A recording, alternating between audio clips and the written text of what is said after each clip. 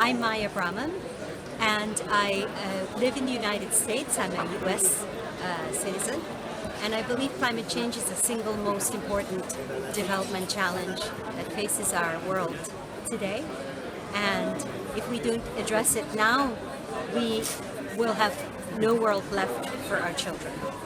And I'm here today to show my support for climate change and an agenda that will support the ending or at least the controlling of this difficult problem that we're dealing with right now. Thanks a lot. I'm We&Nôve from Bangladesh. I belong to Jummo Tripura indigenous community, and I am here in the Paris in the COP21. As an indigenous person, my expectation from the COP21 is that the states recognize indigenous people's rights and the human rights of indigenous peoples, and also their rights to the self-determination. So that's my expectation from the COP21. I'm Dolphing Ogan from the Philippines, from the organization of Kalomaran, the Alliance of Indigenous Peoples in Mindanao. I'm the representative of the Philippines from Mindanao to this Conference of Parties 21. And of course, our hope, my country's hope, my tribe's hope for the planet is of course through the effort of the indigenous people, and we hope this conference will advance this indigenous people's agenda in protecting the remaining forests, the remaining biodiversity in our respective territories in its countries. For us Kalomaran, we have a struggle against this. We have an anti-mining sentiments, anti-logging sentiments, but our government is quite positive in this conference for the previous, for example, yesterday when they delivered their speech about the human rights of the indigenous people and the human rights as a whole. But in our country, we have this struggle, especially our campaign on Stop the Killing of Indigenous People, whose struggle is to protect the remaining forests and to protect the remaining mineral resources within the territory of the indigenous people. So our hope here is from our own effort, and we push different governments to advance the agenda of the indigenous people in this conference. Bonjour, moi c'est Aïssa Toumor Ibrahim, je suis de l'association des femmes Peuls autochtones du Tchad, donc je viens du Tchad.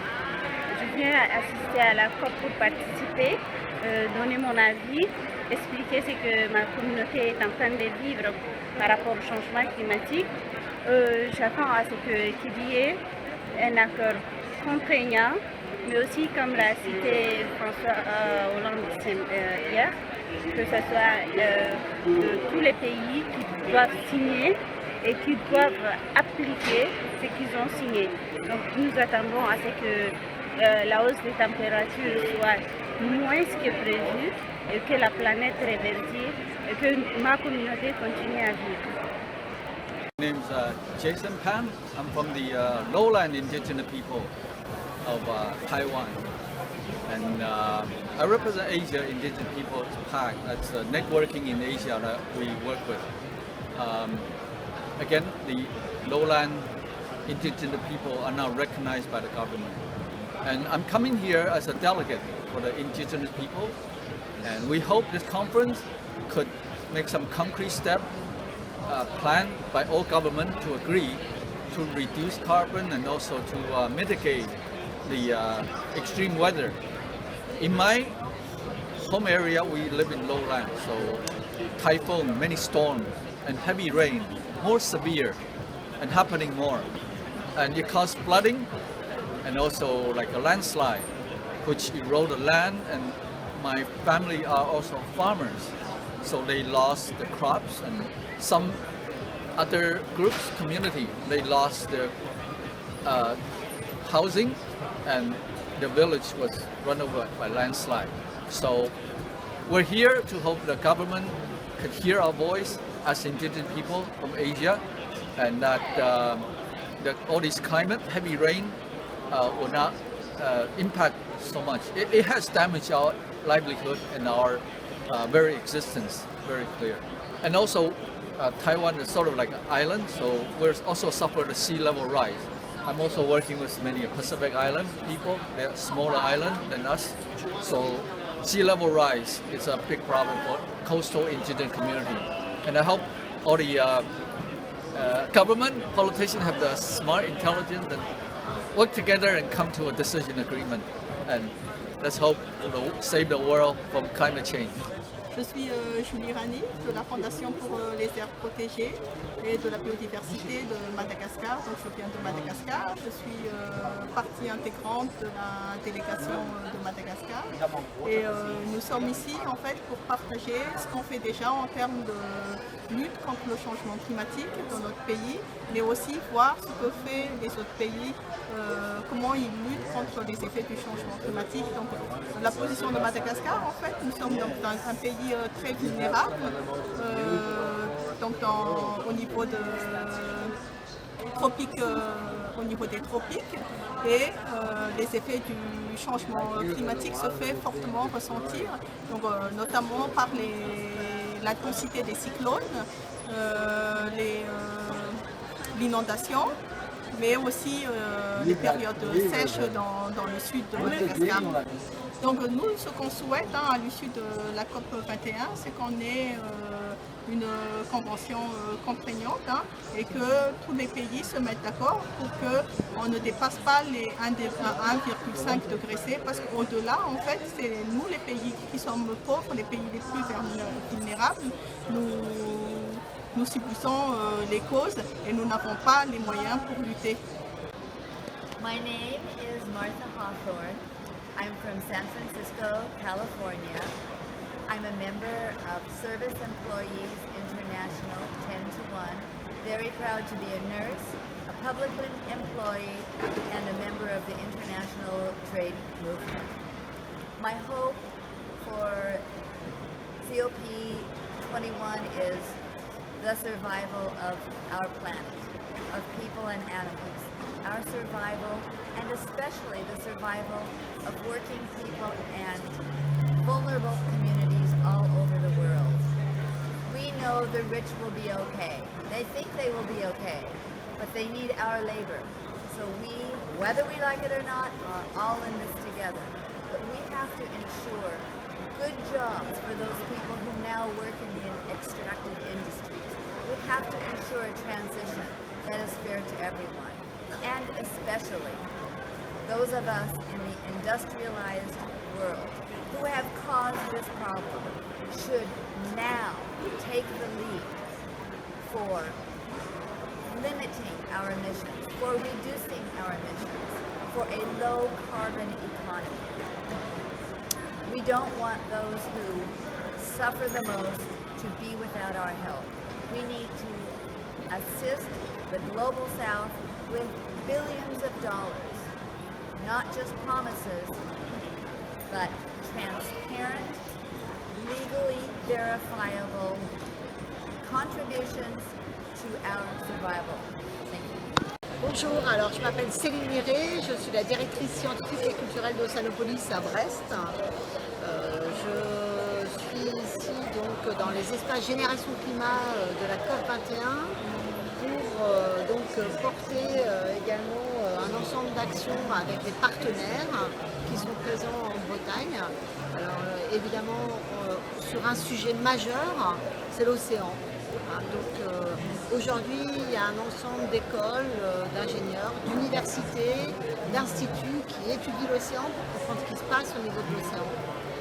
On sait que c'est un acteur majeur dans la régulation du climat et le fait que les activités humaines aient produit beaucoup de dioxyde de carbone dans l'atmosphère, aujourd'hui ça a un impact sur l'océan, sur son fonctionnement et sur les écosystèmes, et il se trouve que l'on est, nous, très dépendants de l'océan. Donc un des objectifs, c'est de faire en sorte qu'il y ait une vraie prise en compte de cet écosystème dans les négociations climatiques pendant la COP21. Et puis également dire que l'océan, c'est aussi un enjeu majeur en termes de solutions. Aujourd'hui, l'océan peut apporter évidemment de l'énergie. hein. On pense tout de suite aux énergies marines renouvelables, mais également on peut faire en sorte que sur un ensemble d'activités, développer des ressources de manière respectueuse hein, par rapport à l'environnement. L'océan, c'est le plancton. Le plancton aujourd'hui, il y a des enjeux derrière cette ressource, mais l'océan, c'est aussi évidemment des ressources alimentaires. On en dépend. Donc ça, c'est essentiel de bien prendre en compte ces éléments-là et de voir comment tout cela va changer et de pouvoir anticiper et s'adapter. Et puis à côté de ça, il y a des entreprises qui imaginent des solutions, voilà, qui créent, qui imaginent des choses un peu folles, mais qui finalement peuvent demain voir le jour. Et ce sont des solutions qui ont pour objectif de limiter les émissions de gaz à effet de serre. Alors ça peut être des cargos tractés par un cerf-volant, ça peut être des façades avec du plancton, voilà, des aquariums en façade d'immeubles avec du plancton à l'intérieur. Et ce plancton en fait serait produit grâce au CO2 qu'on récupérerait à la sortie des usines en direct plutôt que ça disparaisse dans l'atmosphère. Donc tous ces éléments-là sont majeurs et doivent être partagés avec tous les publics, la société civile. Le public doit savoir ce qui se passe, doit connaître, doit comprendre.